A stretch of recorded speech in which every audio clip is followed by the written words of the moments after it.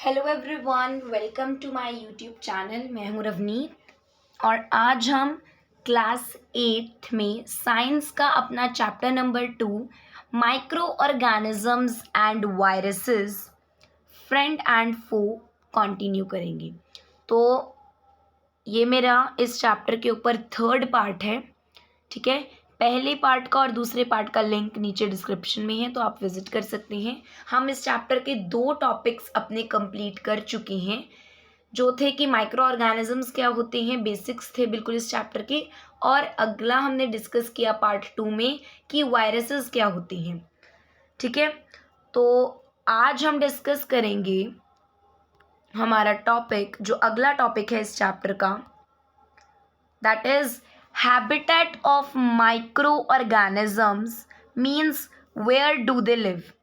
habitat of microorganisms यानी कि micro organisms की हैबिटेट क्या है, वो कहाँ पर रह सकते हैं, वो कहाँ पर रहते हैं, वेयर दे कैन सर्वाइव। अब पहले हम अपने टॉपिक का मतलब समझेंगे। अब वेयर डू दे लिव तो हमें पता लग गया, सिंपल लैंग्वेज में है ना। आगे है हैबिटेट ऑफ माइक्रो ऑर्गेनिजम्स। हम डिस्कस करेंगे कि हैबिटेट क्या होता है, क्योंकि अगर हमें टॉपिक का मतलब क्लियर होगा तभी हम अपने इस टॉपिक को समझ पाएंगे कि ये हैबिटेट ऑफ माइक्रो ऑर्गेनिजम्स है क्या। So before we start with our topic we should know that what is habitat. हमें ये पता होना चाहिए कि हैबिटेट क्या होता है। सो द नेचुरल सराउंडिंग्स, ये डिफाइन है हैबिटेट की, the natural surroundings in which a living organism lives or survives is called its habitat। इसका मतलब क्या है कि नेचुरल सराउंडिंग्स, ऐसी नेचुरल सराउंडिंग्स यानी कि जो नेचर के द्वारा हमें दी गई हैं, है ना, ऐसी नेचुरल सराउंडिंग्स जहाँ पे एक लिविंग ऑर्गेनिज्म सर्वाइव कर सकता है, उसको हम उस एक पर्टिकुलर लिविंग ऑर्गेनिज्म का हैबिटेट कहते हैं। जैसे हम अपने घरों में रहते हैं, मतलब एक पर्टिकुलर एनवायरनमेंट, हमें एक फेवरेबल क्लाइमेट चाहिए, है ना। हम ना तो ज़्यादा ठंड में रह सकते हैं, ना ज़्यादा गर्मी में रह सकते हैं, तो वो हमारा एक हैबिटेट है ना। ठीक है, सो आई होप कि आपको डिफाइन क्लियर है। Different organisms have different habitats. अलग अलग ऑर्गेनिजम्स इस वर्ल्ड में, इस यूनिवर्स में बहुत ज़्यादा ऑर्गेनिजम्स प्रेजेंट हैं, अलग अलग एनिमल्स हैं, अलग अलग प्लांट्स प्रेजेंट हैं, आगे उनकी फर्दर इतनी ज़्यादा स्पीशीज़ प्रेजेंट है ना। तो हर एक ऑर्गेनिज्म का जो हैबिटेट है वो अलग होता है। Different organisms have different habitats. ठीक है, the body features of the organisms help them to survive in their habitat। जिस पर्टिकुलर हैबिटेट में कोई भी एनिमल रह सकता है, उसके पास कोई भी एनिमल या लिविंग ऑर्गेनिज्म, उसके पास उसमें उस एक पर्टिकुलर हैबिटेट में सर्वाइव करने के लिए क्या होती हैं, बॉडी फीचर्स होती हैं। इसको हम समझेंगे थ्रू एन एग्जाम्पल। ठीक है, so let us understand the term habitat through an example. Okay, so let's move to that topic. So the example is, अब मैं आपको एक एग्जाम्पल के थ्रू समझाने की कोशिश करूंगी कि हैबिटेट क्या होता है और कैसे एक लिविंग ऑर्गेनिज्म के स्पेशल बॉडी फीचर्स उसको हेल्प करती हैं सर्वाइव करने में। ठीक है, कैमल, हम यहाँ पे एग्जाम्पल लेकर चल रहे हैं कैमल का। कैमल के बारे में हम सबको पता है, एक डेजर्ट एनिमल है, इसको हम शिप ऑफ डेजर्ट भी कहते हैं। तो उसका एग्जाम्पल लेके मैं आपको हैबिटेट समझाऊंगी। ठीक है, साथ में हम पोलर बेयर का भी एग्जाम्पल लेंगे। तो अभी हम कैमल के बारे में डिस्कस करते हैं। So camel can survive only in the desert. ठीक है, कैमल सिर्फ डेजर्ट्स में ही सर्वाइव कर सकता है, कैमल कहीं और एरिया में सर्वाइव नहीं कर सकता, उसको डेजर्ट एरियाज चाहिए जिंदा रहने के लिए। We can say that the desert is habitat of camel. हम ऐसा कह सकते हैं, from the first line we conclude कि जो डेजर्ट है वो कैमल का क्या है, उसका हैबिटेट है, यानी कि नेचुरल सराउंडिंग्स जिसमें कैमल सर्वाइव कर रहा है, यानी कि उसका, ठीक है, वो उसका हैबिटेट हुआ। ठीक है, तो we can say we have concluded that desert is the habitat of camel. ठीक है, now special features of camel, sorry this it will be M here। ठीक है, the special features of camel help it to survive in desert. उसके special features मैंने अभी पीछे हमने discuss किया कि बॉडी के कुछ स्पेशल फीचर्स होते हैं जो हेल्प करते हैं एक पर्टिकुलर ऑर्गेनिज्म को अपनी हैबिटेट में सर्वाइव करने के लिए, है ना। तो कैमल के पास कुछ फीचर्स होते हैं जो कि उसको हेल्प करते हैं डेजर्ट में सर्वाइव करने के लिए, ठीक है। तो उन फीचर्स को डिस्कस करते हैं। Camels have padded feet which help them to move on hot sand easily. Camels के पास पैडेड फीट होती हैं, यानी कि उनके फीट एक लेयर से पैडेड अप होती हैं, एक प्रोटेक्टिव लेयर काइंड ऑफ होती है जो कि उनको हॉट सैंड में आराम से मूव करने में या वॉक करने में हेल्प करती है, ठीक है। क्योंकि हमें पता है डेजर्ट्स का जो टेम्परेचर है बहुत ज़्यादा हाई होता है, जिसकी वजह से वहाँ का जो सैंड है वो बहुत ज़्यादा गर्म होता है, ठीक है। इवन अपने एरियाज़ में भी, मतलब अपने प्लेन एरियाज़ में, अपनी स्टेट में आपने नोटिस किया होगा कि गर्मियों के दिनों में जब लू वगैरह चलती है तो हमारे, मतलब जैसे अगर कोई ओपन एरिया है वहाँ पे मिट्टी है तो वो मिट्टी भी बहुत ज़्यादा गर्म हो जाती है ना। या कहीं पर अगर रेत है तो वो भी गर्म हो जाता है क्योंकि टेम्परेचर हाई होता है, ठीक है। तो कैमल्स के पास स्पेशल काइंड्स ऑफ फीट होती हैं जिनसे वो आराम से सैंड पर जो है वॉक कर सकती हैं, ठीक है। इसके बाद they have layered eye lashes. उनकी आई लैशेज, उनकी पलकें लेयर्ड होती हैं और बहुत बड़ी होती हैं, बिग होती हैं, which protect them from the sand storms occurring in desert. Desert areas में क्या होता है, सैंड स्टॉर्म्स अक्कर करते रहते हैं, यानी कि रेतीले तूफान जो हैं होते रहते हैं। तो वो मिट्टी रेत आंखों में पड़ता है, तो उनसे बचने के लिए कैमल्स के पास layered and big eyelashes होती हैं जो कि सैंड स्टॉर्म में उड़ने वाले सैंड से उनको क्या करता है, प्रोटेक्ट करता है। They can store water in their hump के बारे में हमें पता है, I show the picture to you, ठीक है। They can store water in their hump which helps them to survive in scarcity of water. Scarcity यानी कि कमी, ठीक है, क्योंकि हमें पता है डेजर्ट एरियाज में क्या होता है, पानी की कमी होती है। तो जो कैमल्स हैं वो अगर उनको कहीं पानी मिलता है तो वो काफ़ी लीटर ऑफ वाटर एक टाइम पे ही कंज्यूम करते हैं, लेकिन उसको वो बाद के लिए स्टोर कर लेती हैं अपने हम्प में, ठीक है, जिससे वो उसको बाद में भी यूज़ कर सकती हैं। Now let's come to the further points, ठीक है। कैमल्स, अभी लास्ट पॉइंट मैं डिस्कस कर रही हूँ, the camels can survive without water for many days, ठीक है। कैमल्स बिना पानी के भी कई दिनों तक जिंदा रह सकती हैं, clear. Now I am showing you the picture of hump. तो यहाँ पे जो ये चीज़ आपको दिख रही है, ठीक है, ये जो ऊंचा से यहाँ पे एक बना हुआ है,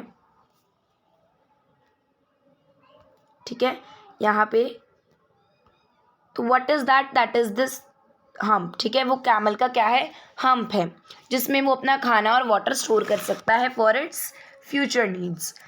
now let's continue. The aforementioned special features of camel help it survive in desert. जो ऊपर mentioned है और पिछली साइड में जो डिस्कस किए फीचर्स हमने, वो क्या करते हैं, कैमल को डेजर्ट में सर्वाइव करने में हेल्प करती हैं, यानी कि डेजर्ट यानी कि उसकी हैबिटेट में सर्वाइव करने में, ठीक है।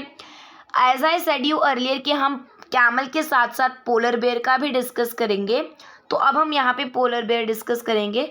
On the same way polar bears, अब डेजर्ट में रहने वाले कैमल और पोलर रीजन्स में रहने वाले पोलर बेयर्स का क्या है, हैबिटेट बिल्कुल अलग है। Let's read about it. On the same way polar bears can survive only in polar regions. Polar regions यानी कि बहुत ज़्यादा बर्फीले इलाके जहाँ पे बर्फ़ पूरा साल होती है, बहुत ज़्यादा ठंडे इलाके, ठीक है, जैसे Antarctica.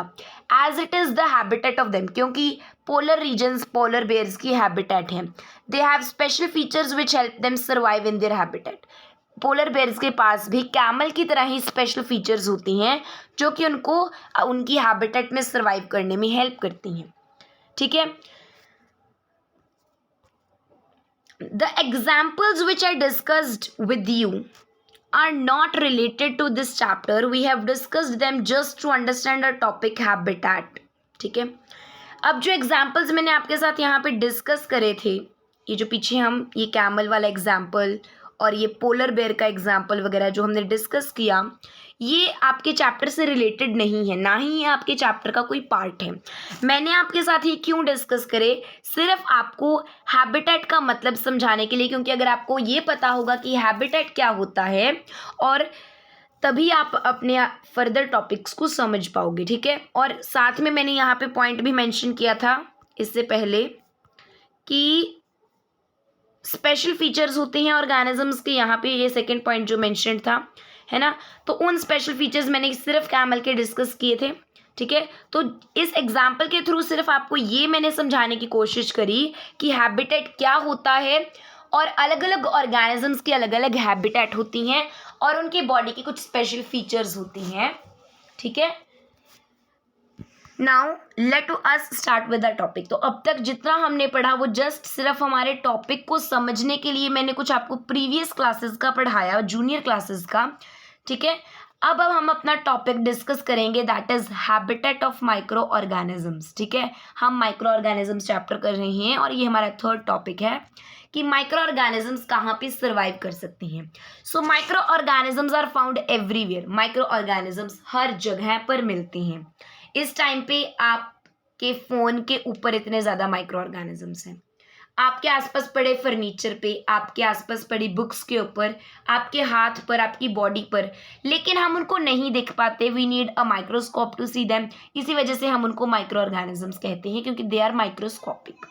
So therefore they can live in all types of habitats. इसका मतलब ये हुआ कि माइक्रो ऑर्गेनिजम्स जब हर जगह मिलते हैं, है ना, क्योंकि हर जगह मिल रहे हैं यानी कि हर जगह अलग अलग हैबिटेट होती है, अलग अलग कंडीशंस होती हैं। सो इससे हम ये कंक्लूड करते हैं कि जो माइक्रो ऑर्गेनिजम्स हैं वो हर तरह के हैबिटेट में सर्वाइव कर सकते हैं, चाहे वो ड्राई हो, चाहे वो कोल्ड हो, हॉट हो, सॉल्टी हो, या जैसा मर्जी हो, टेम्परेचर वेरिएशंस में अलग हो या कुछ भी, वो माइक्रो ऑर्गेनिजम्स हर जगह सर्वाइव कर सकते हैं, ठीक है।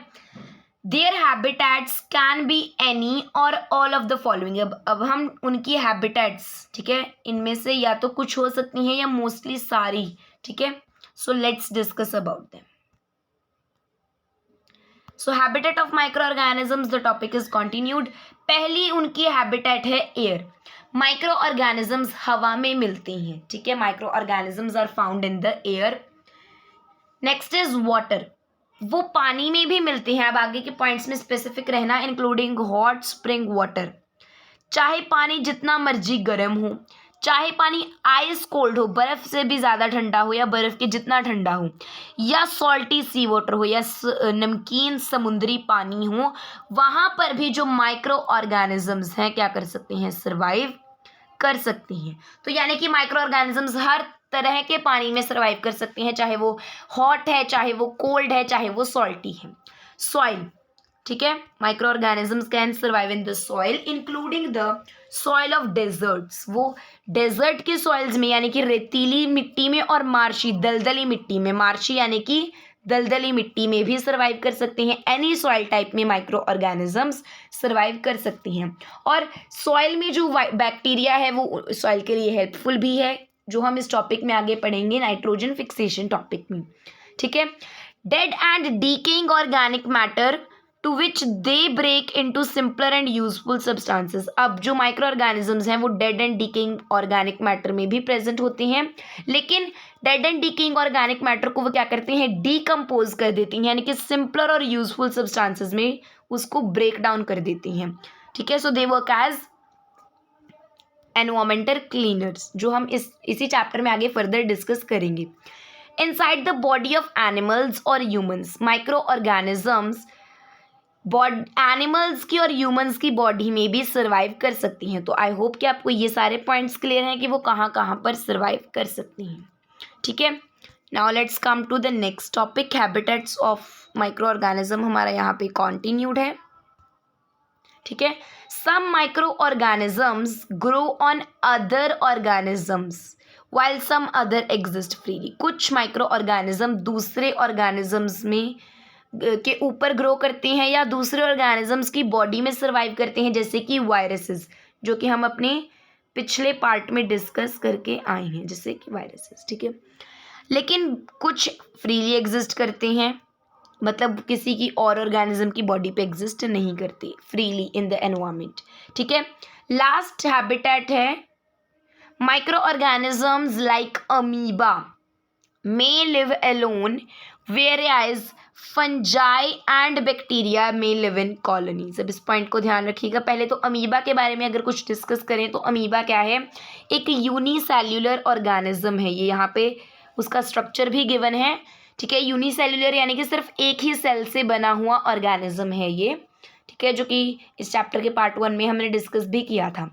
तो माइक्रो ऑर्गेनिज्म जैसे अमीबा भी एक माइक्रो ऑर्गेनिज्म है। It comes under one of the categories of the micro organisms, ठीक है। तो अमीबा अकेला रहता है, ठीक है, लेकिन जो फंजाई और बैक्टीरिया होते हैं उनकी पिक्चर्स यहाँ पे आपको गिवन है। ये क्या करते हैं, ये कॉलोनीज में रहती हैं, यानी कि ग्रुप्स में रहती हैं। अमीबा आपको कहीं पर भी अकेला मिलेगा, लेकिन जो बैक्टीरिया और फंजाई हैं वो एक ही जगह पे बहुत ज़्यादा अमाउंट में प्रेजेंट होती हैं, यानी कि वो कॉलोनीज में रहती हैं, ठीक है। सो आज हमने क्या डिस्कस किया, सिर्फ हमारा छोटा सा टॉपिक था हैबिटेट ऑफ माइक्रो ऑर्गेनिजम्स, लेकिन हमने साथ ही अपनी जूनियर क्लासेस का भी थोड़ा रिवाइज किया जस्ट टू अंडरस्टैंड कि हैबिटेट होती क्या है। So in the next video we will continue the chapter, ठीक है, हम इस चैप्टर को ही कंटिन्यू करेंगे। So till that time like and subscribe to my channel, share this video, like my video, share my video and subscribe to my channel. And if you are having any queries, so you can tell me in the comment section, I'll try to reply it. Thank you for visiting my channel and thank you for watching the video, and we'll meet you in the next video with a new topic. So till then, take care and bye bye.